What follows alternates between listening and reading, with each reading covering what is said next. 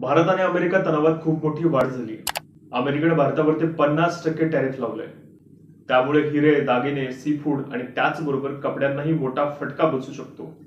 अशा पार्श्वभूमीवर एक जुना प्रस्ताव पुढे आलाय. रशिया इंडिया चायना युती. 1990 मध्ये रशियाने ही कल्पना मांडली होती. उद्देश होता अमेरिकेचा जागतिक प्रभाव कमी करणं. सध्या रशिया युक्रेन युद्धामुळे अमेरिका रशियाच्या विरोधात आहे.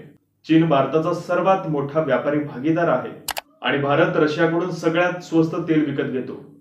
या तिघांच्या एकत्र येण्यानं व्यापार, संरक्षण आणि त्याचबरोबर ऊर्जा क्षेत्रात मोठी ताकद निर्माण होऊ शकते. पण भारत चीन सीमावाद, अविश्वास आणि व्यापारामधील तूट हे सर्वात मोठे अडथळे आहेत. जर भारत अमेरिका तणाव वाढत राहिला तर ही युती होणं शक्य आहे.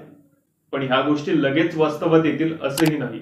पण तिन्ही राष्ट्रांच्या अध्यक्षांनी जर हे ठरवलं तर ह्या गोष्टी होणं शक्य आहे.